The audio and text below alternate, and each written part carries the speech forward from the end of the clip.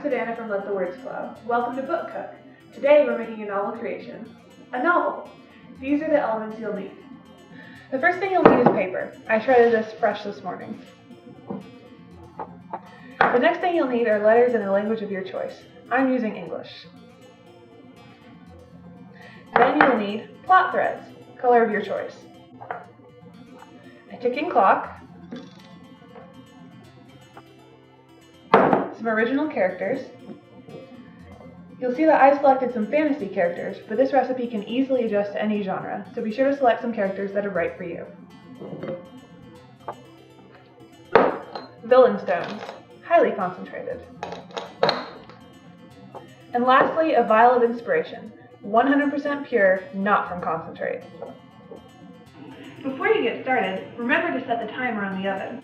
You're going to need to give your novel about 6 months to develop, so 180 days. The time can fluctuate depending on your ingredients, but don't worry, you'll get the hang of it. The first things we're going to add are the paper and the letters. You're going to want to get about 2 parts paper to 1 part letters. Now, each pinch of letters stands for about 20,000 words. I'm going to put in 4 pinches for an 80,000 word novel, very typical for the fantasy genre. Now, make sure that you mix this really well. You want a nice, even base.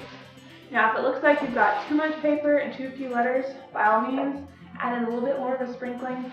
You don't want a novel that's too light on the letters. You'll get something really lacking in substance. And again, you don't want to put in too much paper. You'll get something that has a lot of content, not much meaning. Now we're going to add in the plot threads.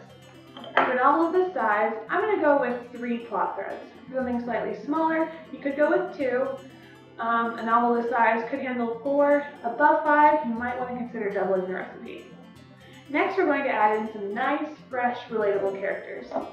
A heroine and a hero. Now remember, I said I was going in a fantasy direction with this novel. Of course, you can pick the characters that apply to the genre of your choice. Then I'm also going to add in a dragon. I really want to have a dragon in this story, but be sure you know the audience that you're serving to before you go about this project. It doesn't go over well with all people. We're also going to add in a ticking clock. This just gives everything a little bit of urgency, and you just plop that in right there. Now we get to the tricky part, adding in the villain stones. 1, and you'll get a character with slightly debatable morals. 2, wicked stepmother. 3, classic villain, monologuing, wants to take over the world, that sort of thing. I'm going to go with 3 in this book. You can proceed to 4, which takes on a much more authentic level of ability. I wouldn't go over 4 for a novel this size and with this type of intended serving audience. If you go bigger, you can end up in some really shaky territory, genocide, baby killing, that sort of thing. Lastly, we're going to add in the inspiration. You just want to put a couple of good, healthy dashes in there. Again, it's like with the paper and the letters. If you get too much, you end up with something really experimental and unpalatable. Too little, and you get something really bland and repeatable. Once you've done all that, you're just going to mix this really healthily.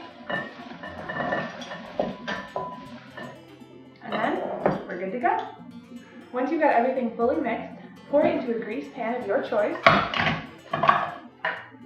And you want to give it one final go through, make sure everything is evened out. And if you happen to see any plot bunnies, make sure you pull those out. This can really mess up a final product. Then we're just going to pop this in the oven. Now we wait. Then, 180 days later, or however long it takes, pull out your finished product.